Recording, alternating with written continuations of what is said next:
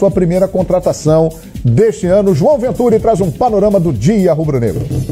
Parte do elenco do Flamengo segue em ritmo acelerado de pré-temporada aqui no CT Ninho do Urubu. Mas esse grupo ganhou um reforço.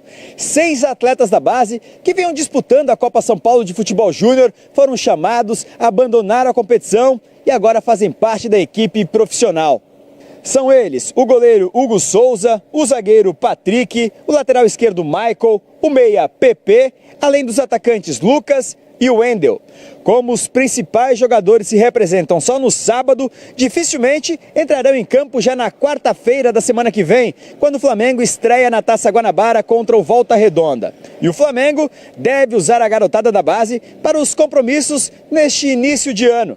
De olho no mercado, o rubro-negro se aproximou nesta quinta-feira do atacante Marlos Moreno. Ele já tinha o respaldo do ex-técnico Reinaldo Rueda.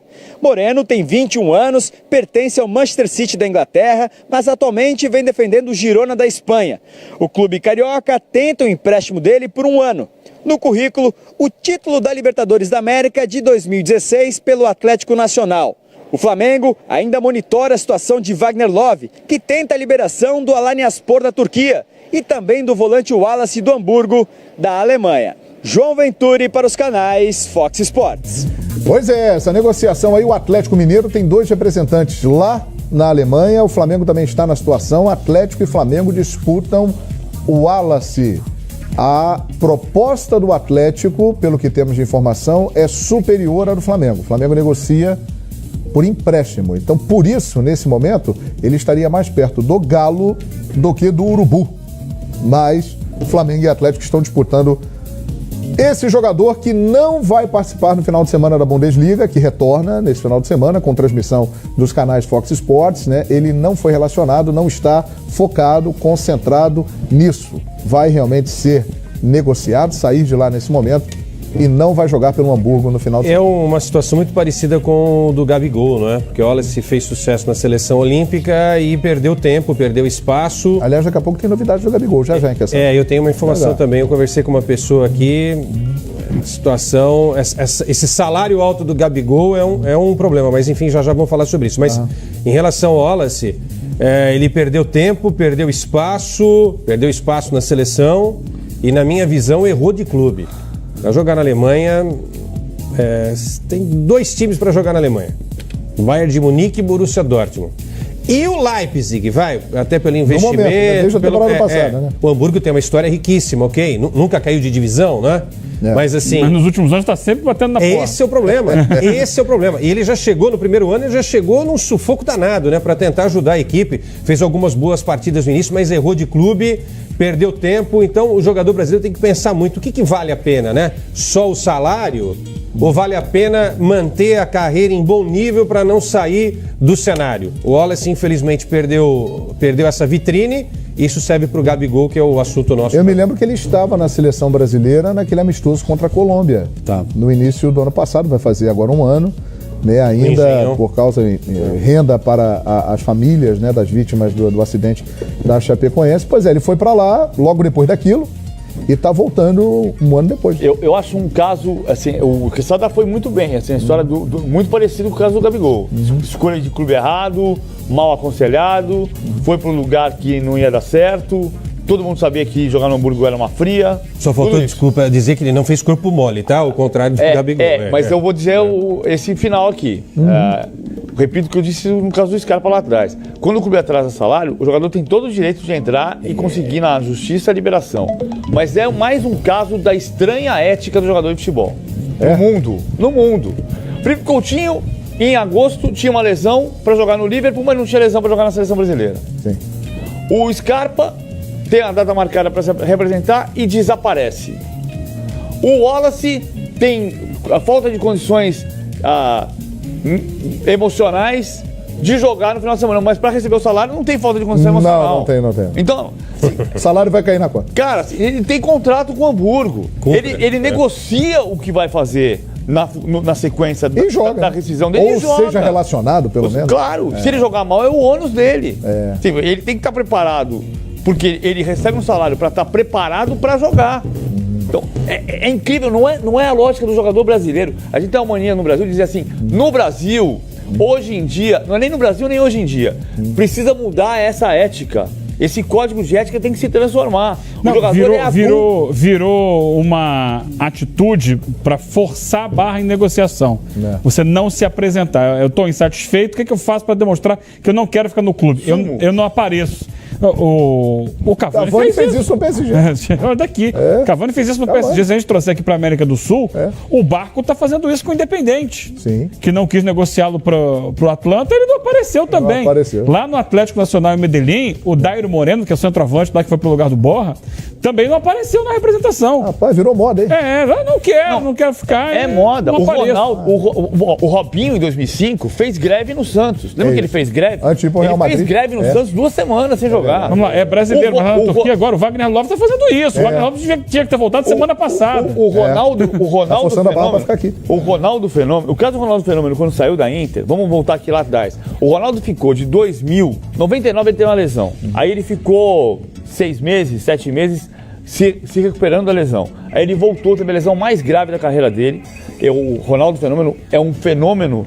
Ele era chamado de fenômeno antes disso, mas a recuperação dele de 2000 a 2002 é impressionante. É fenomenal. Aí ele ficou 1 ano para se recuperar, voltou num jogo contra o Enimba na Nigéria em 2001. Eu estava nesse jogo em Milão. Aí ele ficou se recuperando ainda na temporada 2001, 2002, até aquele jogo com o Hector Cooper, que o Cooper deixou ele no banco, tirou ele do jogo e ele foi pro banco chorando. E a Inter perdeu o título, perdendo para Lazio 4-2. 5 de maio de 2002 esse jogo. E logo depois ele de fato voltar, aí fez uma Copa do Mundo exuberante. Foi pro Real.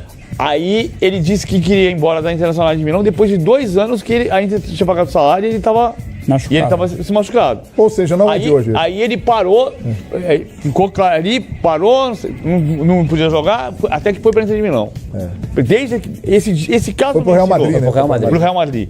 Esse caso foi que me ensinou, sem nenhum cunho machista, a dizer que água morra abaixo, fogo morra acima e jogador de futebol quando quer ir embora, ninguém segura. É inevitável, você tem toda a razão, PVC. Agora é o seguinte, o Wallace, vale a pena ter esse jogador na temporada 2018, especificamente falando aí do caso do Flamengo, que é o noticiário, e do Atlético, que está na disputa?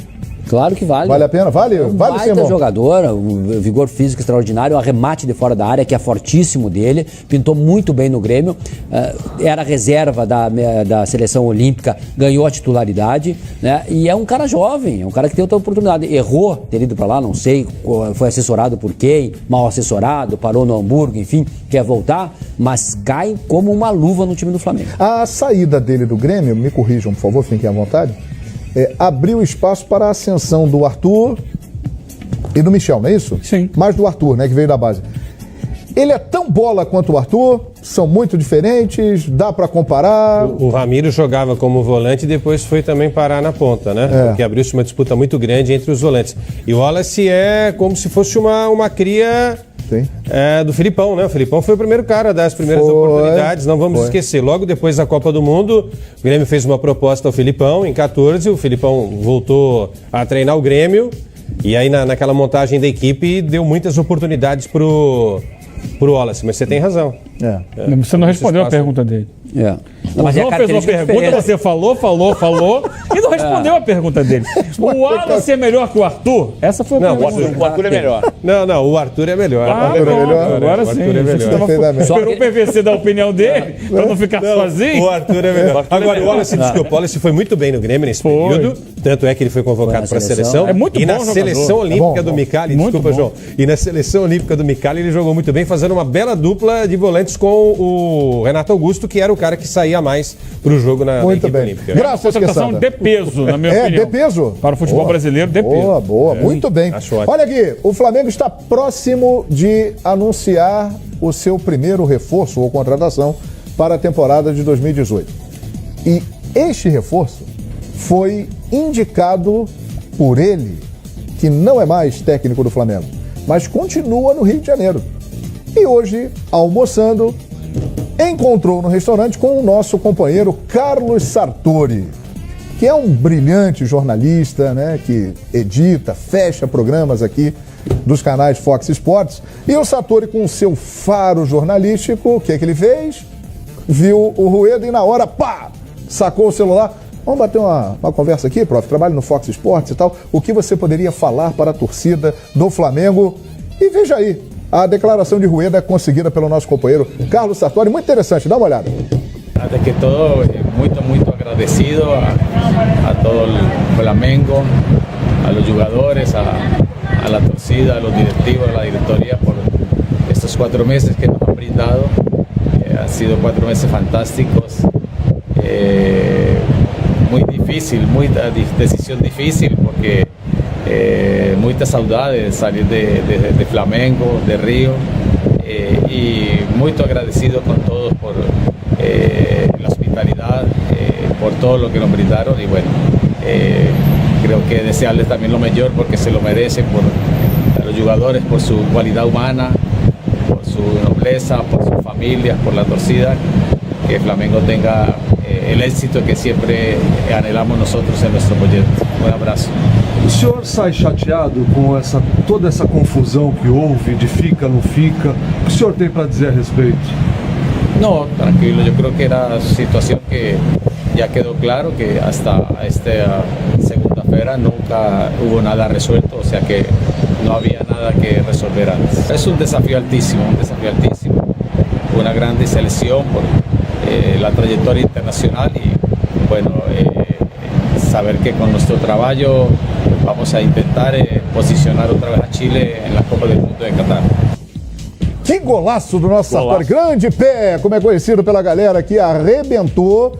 E o Rueda indicou Marlos Moreno, que o Flamengo está próximo de anunciar. E como vocês viram ali, só elogios a todos aqui. Ao Flamengo, à torcida, à diretoria, jogadores e tal. Claro que ele vai sair com restrições, intimamente ele vai falar. Sensacional, o Carlos Sartori matou a golaço que ele marcou.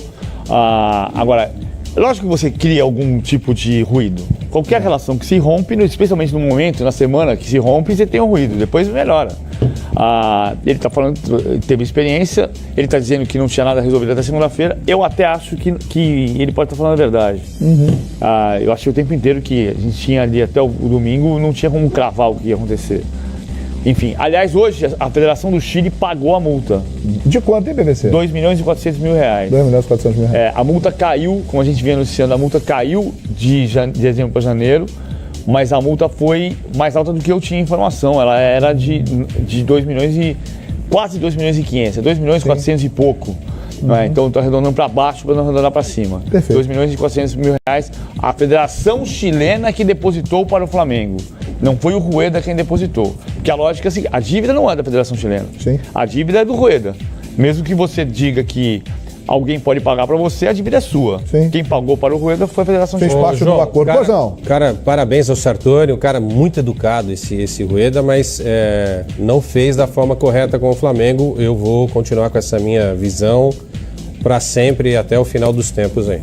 Acho que ele deveria ter sido mais correto com o Flamengo.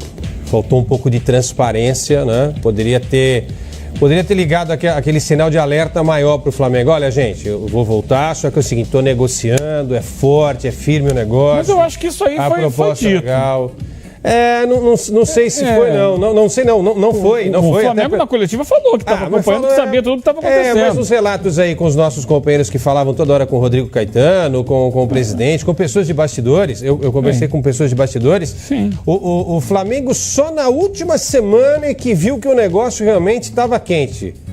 No sentido de perder o Rueda. Porque o negócio ele teve momentos diferentes. Porque nas primeiras 3 semanas, já com um contato fortíssimo, na realidade o contato começou antes daquela final lá contra o Independiente, né? Foi ali que começou. Foi nos jogos contra o Independiente. Quando o negócio começou a ficar quente e o Flamengo viu que ia perder o Rueda, aí o Flamengo agilizou para justamente anunciar o Carpegiani. Mas esse cara a todo instante dizia, não, fica tranquilo. Dia 8 eu tô aí, dia 8 eu tô aí, dia 8 eu tô aí, dia 8 eu tô aí. Dia 8 ele chegou. Mas você cria...